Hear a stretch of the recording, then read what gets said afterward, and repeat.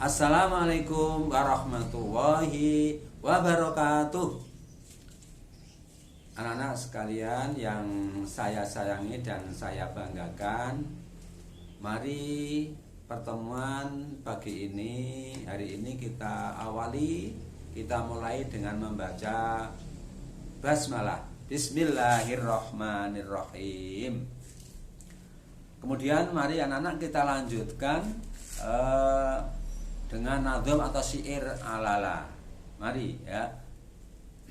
Alala tanalul ilma illa bisitatin saumpika amma jmu'iha bi bayani dukain wa khirsin was tibarin wa bulghatin wa irsyadi ustadi wa tuli zamani. Kita ulangi. Alala tanalul ilma illa bisitatin saumpi ka amma jmu'iha bi bayani dukain wa khirsin was tibarin wa bulghatin wa irsyadi ustadi wa tuli zamani. Ya, anak-anak, gimana kabarnya anak-anak hari ini? Alhamdulillah ya, hari ini semuanya dalam keadaan baik, sehat walafiat, dan alhamdulillah hari ini kita bisa bertemu kembali dengan Pak Udi, yaitu mapel Quran dan hadis ya, yang berkaitan ya, materi hari ini masih menyambung materi minggu yang lalu, yaitu Al-Quran dan Al-Hadis sebagai pedoman hidup umat Islam atau pedoman hidupku. Anak-anak, minggu yang lalu anak-anak telah mengetahui tentang apa itu Al-Quran, baik menurut lugat atau bahasa maupun menurut istilah ya, yaitu menurut bahasa ya. Apa anak-anak masih ingat? Ada yang ingat? Tentu masih ada yang ingat ya, yaitu Quran menurut bahasa artinya bacaan, qira'a, Qur'anan, berasal dari qira'a yaqra'u Qur'ana, artinya bacaan ya. Adapun Quran menurut istilah apa? Yaitu firman Allah atau wahyu Allah yang diturunkan kepada Nabi Muhammad SAW melalui malaikat Jibril secara berangsur-angsur ya, dimulai dari surat Al-Fatihah sampai surat An-Nas, diakhiri dengan surat An-Nas. Membacanya merupakan ibadah, itu ada misi Al-Quran menurut istilah. Dan menurut beberapa tokoh yang tentu saja anak-anak sudah membacanya ya, sudah menguasainya, dan saya yakin anak-anak sudah memahaminya. Hari ini anak-anak mari kita lanjut ya, yaitu tatap muka yang kedua, yaitu tentang nama-nama lain. Jadi Al-Quran itu nama yang populer Al-Quran atau Alkitab ya, Al-Quran dan Alkitab. Tapi di samping nama Quran dan Alkitab, masih ada nama-nama lain. Nama lain Al-Quran itu yang sesuai dengan fungsinya atau manfaatnya. Yang pertama adalah Alkitab, artinya tulisan. Jadi Al-Quran, nama lain Al-Quran adalah Alkitab, artinya tulisan, artinya Quran ini ditulis, yaitu anak-anak bisa dibaca pada surat Al-Anbiya ayat 10.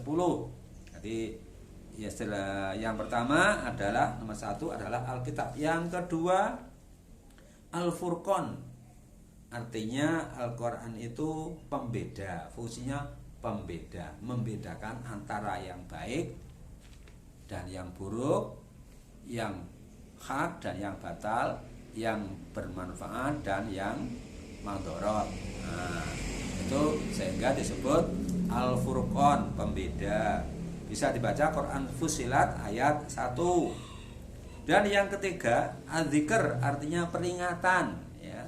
Quran itu disebut peringatan, disebut pula peringatan, artinya memperingatkan orang-orang. Kita hidup di dunia sering lupa ya. Anak-anak harus ingat bahwa hidup dunia itu tidak lama, sebentar ya, seperti mampir ngombe ya. Sebentar, seperti musafir yang mampir, yang singgah di suatu tempat, akhirnya akan kembali pada Allah, ke akhirat ya, ke akhirat. Artinya di dunia ini hanya sebentar. Tapi banyak sekali orang yang lupa bahwa dia akan kembali ke akhirat. Karena sering lupa, maka diingatkan oleh Al-Quran. Sehingga Al-Quran disebut al-zikr ya. Al-zikr artinya peringatan.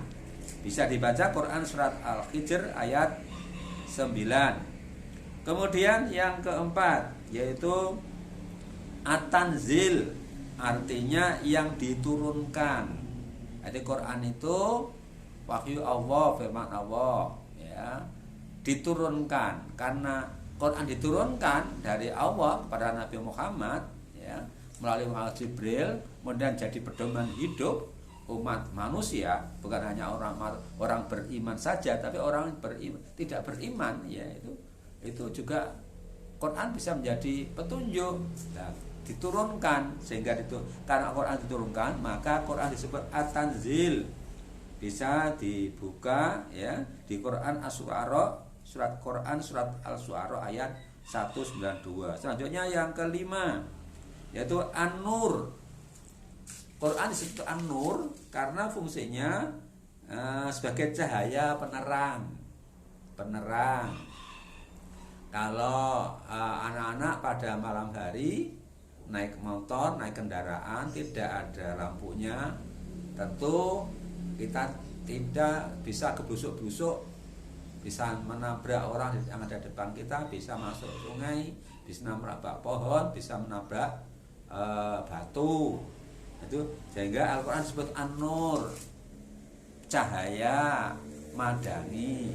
Artinya kalau kita hidup tidak disinari, tidak diberi petunjuk oleh Al-Quran, maka hidup kita tersesat, tidak tahu mana yang baik, mana yang buruk. Oleh karena itu Al-Quran disebut An-Nur karena memberi cahaya penerang. Selanjutnya Al-Huda, jadi Al-Quran artinya disebut Al-Huda karena fungsinya menjadi petunjuk hidup.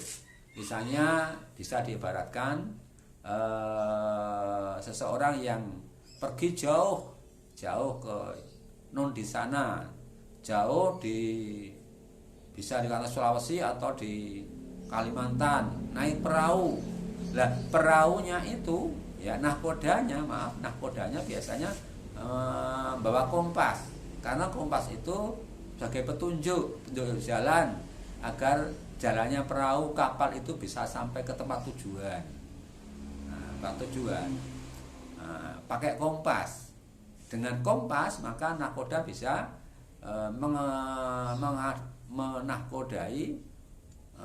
mengarahkan kapalnya sampai ke tempat tujuan.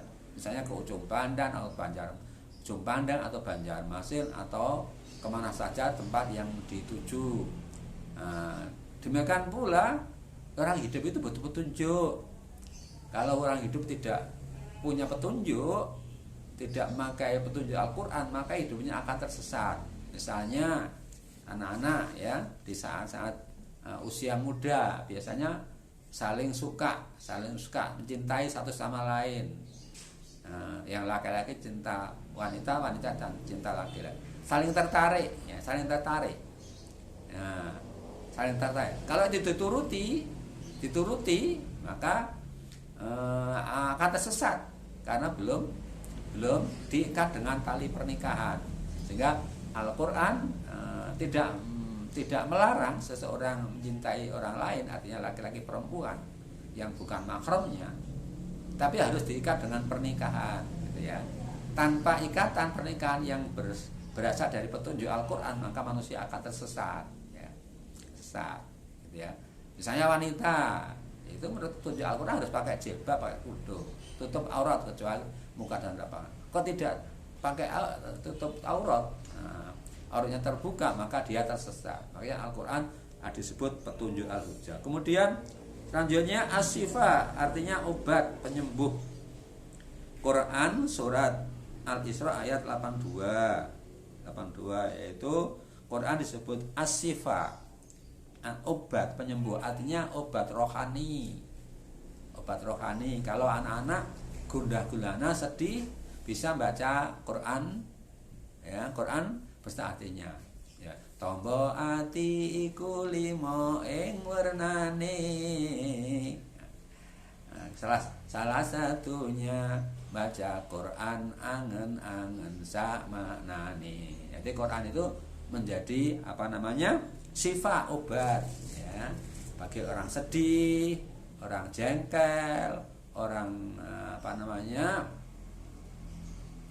melamun, berangan-angan, itu bisa diobati dengan membaca Al-Quran angen-angen sak maknane, ya, sehingga hatinya menjadi tentram. Itu artinya obat rohani, bukan obat jasmani. Nah, misalnya obat jasmani, wah aku tangan saya sakit luka, kemudian diolap-olapi Al-Quran, bukan seperti itu maksudnya. Obat di sini, sifat di sini adalah obat rohani, obat jiwa, obat hati.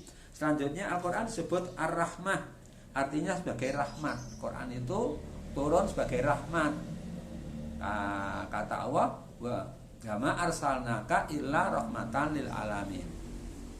Dan kami tidak mengutusmu wahai Muhammad kecuali rahmat bagi seluruh alam.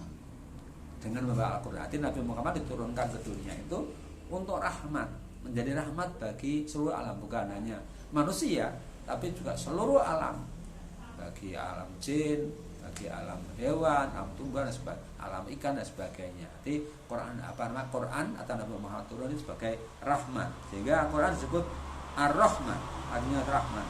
Yaitu Al-Isra ayat 82. Jadi As-Sifat juga ayat 82. Kemudian selanjutnya Al-Quran disebut pula Al-Mau'idhah, artinya pelajaran dan nasihat atau wejangan. Jadi Quran itu disebut pula Al-Mau'idhah, artinya nasihat, pelajaran.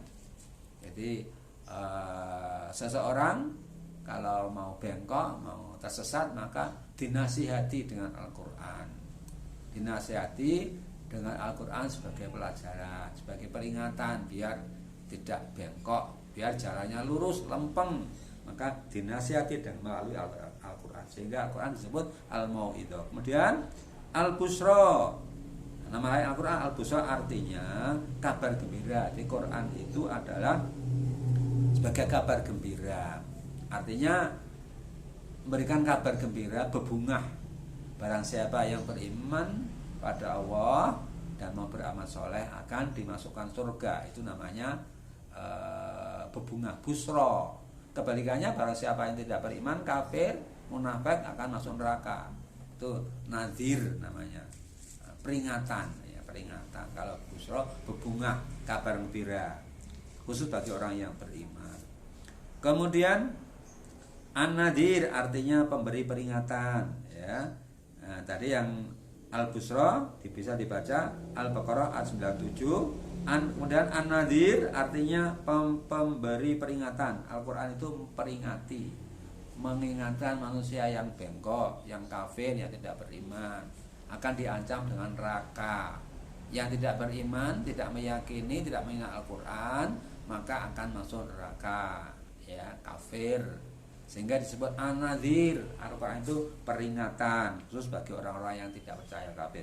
Kemudian selanjutnya yang terakhir yaitu nama lain Al-Quran disebut Al-Mubarak, artinya yang diberkati. Quran itu membawa berkat, membawa kebaikan.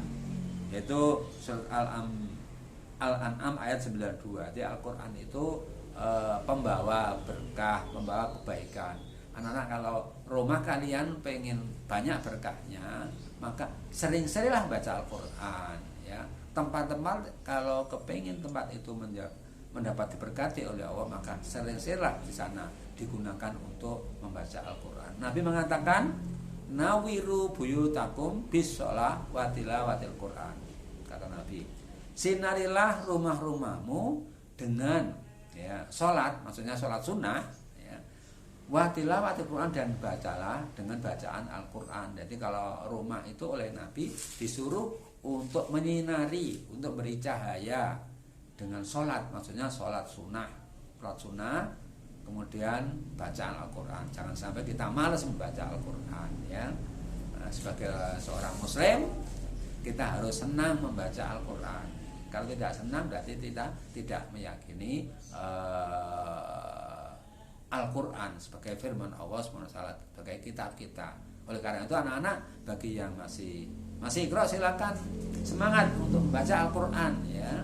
Yang sudah Al-Quran, alhamdulillah sudah Al-Quran, kita perbaiki bacaannya. Kalau sudah kita perbaiki bacaannya, sudah lancar, nanti kita berusaha memahami Al-Quran ya, baik melalui terjemah atau ngaji-ngaji di majelis taklim, agar supaya kita paham Al-Quran, paham Al-Quranul Karim yang kita yakini itu menjadi pedoman hidup bagi umat manusia. Kemudian anak-anak, dari sekian nama lain Al-Quran itu yang paling populer adalah Al-Quran dan Alkitab ya.